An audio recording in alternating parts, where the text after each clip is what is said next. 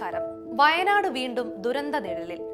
വയനാട് ജില്ലയിൽ നിന്ന് വരുന്ന പ്രകൃതിക്ഷോഭ വാർത്ത അത്യന്തം ആശങ്കാജനകവും ദുഃഖകരവുമാണ്.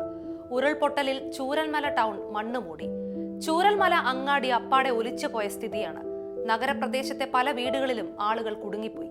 ഇവരിൽ പലരെ പുറത്തു കൊണ്ടുവന്നെങ്കിലും രക്ഷാപ്രവർത്തനം കൂടുതൽ ഊർജിതമാകേണ്ടിയിരിക്കുന്നു.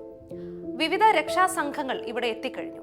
മണ്ണിനടിയിൽ കുടുങ്ങിപ്പോയ മനുഷ്യരെ കണ്ടെത്തുന്നതിന് പ്രത്യേക പരിശീലനം ലഭിച്ച നായ്ക്കളെയും ഇവിടേക്ക് എത്തിച്ചിട്ടുണ്ട്. മുണ്ടക്കൈ, അട്ടമല പോലുള്ള ജനസാന്ദ്രമായ പ്രദേശങ്ങളിലേക്ക് രക്ഷാപ്രവർത്തകർക്ക് കടന്നു ചെല്ലാൻ പോലും ആവാത്ത സാഹചര്യമുണ്ട്. മുണ്ടക്കൈ ഒറ്റപ്പെട്ട നിലയിലാണ്. സേനാ സംഘമോ മറ്റോ എത്തി താൽക്കാലിക പാലം നിർമ്മിച്ചാലേ അവിടേക്ക് കടന്നു ചെല്ലാനാവൂ എന്ന സ്ഥിതിയാണ്. ചൂരൽമല സ്കൂളിനോട് ചേർന്നുള്ള പുഴ രണ്ടായി തിരിഞ്ഞ് ഗതി മാറി ഒഴുകി. ഹാരിസൺ മലയാളത്തിന്റെ തേയിലത്തോട്ടമുള്ള ഈ ഭാഗത്ത് നിരവധി തൊഴിലാളി ലയങ്ങളുണ്ട്.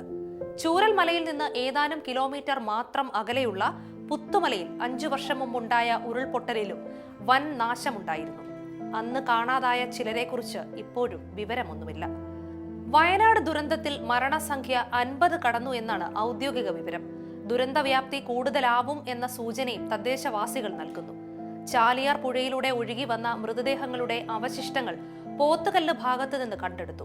ഉരുൾപൊട്ടലിന്റെ കാഠിന്യം എത്ര ഗുരുതരമായിരുന്നു എന്നാണ് ഛിന്ന ഭിന്നമായ ഈ മനുഷ്യഭാഗങ്ങൾ വ്യക്തമാക്കുന്നത്. കണ്ടെടുത്തതിൽ കുഞ്ഞുങ്ങളുടെ മൃതദേഹങ്ങളുമുണ്ട്. രക്ഷപ്പെടുത്തിയവരിൽ പലർക്കും ഗുരുതരമായ പരുക്കുണ്ട്. ഇവരെ ആശുപത്രികളിൽ എത്തിക്കാനും വൈകുന്നുണ്ട്. ഉരുൾപൊട്ടിയെത്തിയ കല്ലിനും മണ്ണിനുമിടയിൽ കുടുങ്ങിക്കിടക്കുന്ന ഒരാൾ രക്ഷപ്പെടുത്താനായി കൈ ഉയർത്തുന്ന രംഗം ഇന്ന് രാവിലെ ദൃശ്യമാധ്യമങ്ങളിൽ കാണാനായി. ഈ സ്ഥലത്തേക്ക് കടന്നു ചെല്ലാനുള്ള നിസ്സഹായതയിലാണ് രക്ഷാപ്രവർത്തകരും.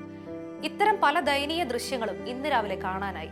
രക്ഷാപ്രവർത്തകർ രംഗത്തുണ്ടെങ്കിലും പരിശീലനം ലഭിച്ചവരും ഹെലികോപ്റ്റർ ഉൾപ്പെടെയുള്ള സംവിധാനങ്ങളും ഇത്തരം ദുരന്ത രംഗങ്ങളിൽ അടിയന്തരമായി എത്തിക്കുക എന്നതാണ് പ്രധാനം.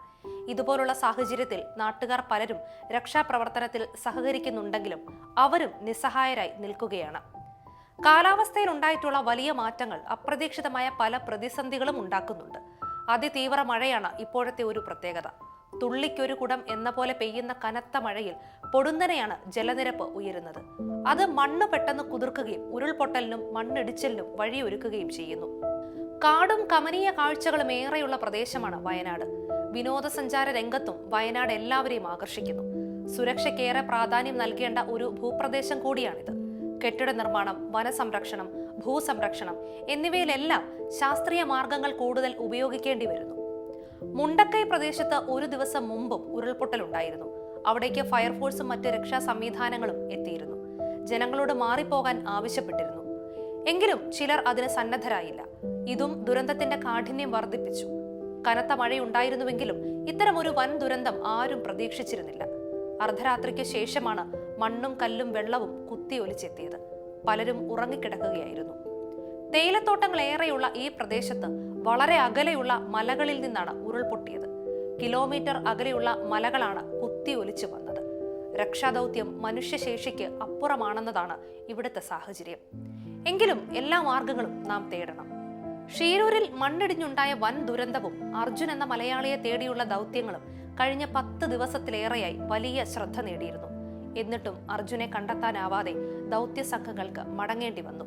അതേക്കുറിച്ചുള്ള ആരോപണ പ്രത്യാരോപണങ്ങൾ എന്തായാലും ഇതുപോലുള്ള പ്രതിസന്ധി ഘട്ടങ്ങളെ നേരിടാനുള്ള ദുരന്ത നിവാരണ സംവിധാനങ്ങൾ കൂടുതൽ ശക്തമാക്കുക എന്നതാണ് പ്രധാനം. എത്രയും വേഗം രക്ഷാപ്രവർത്തനം ആരംഭിക്കുക എന്നതും നിർണായകമാണ്. സർവസജ്ജമായ സംഘങ്ങൾ അതിനായി രൂപീകരിക്കപ്പെടണം. കൃത്യമായി മാർഗനിർദ്ദേശങ്ങൾ നൽകുന്നതിന് ശാസ്ത്രീയ സംവിധാനങ്ങൾ ഉണ്ടാകണം. സാങ്കേതിക വിദ്യയുടെ വലിയ സാധ്യതകളെപ്പറ്റി പറയുമ്പോഴും പല ദുരന്ത രംഗങ്ങളിലും നാം പലപ്പോഴും നിസ്സഹായരായി നിൽക്കുന്നു. കണ്ണൂർ, പാലക്കാട്, ഇടുക്കി, പത്തനംതിട്ട ജില്ലകളിലും സമാനമായ പ്രകൃതി ദുരന്തങ്ങൾക്ക് സാധ്യതയുണ്ട്. കേരളത്തിന്റെ സവിശേഷമായ പ്രകൃതി കണക്കിലെടുത്തുള്ള മുൻകരുതലുകളും സന്നാഹങ്ങളും സജ്ജമാകേണ്ടിയിരിക്കുന്നതിന്റെ അനിവാര്യതയാണ് ചൂരൽമലയും മുണ്ടക്കൈയുമൊക്കെ നമ്മെ ആവർത്തിച്ച് ഓർമ്മിപ്പിക്കുന്നത്. നമസ്കാരം.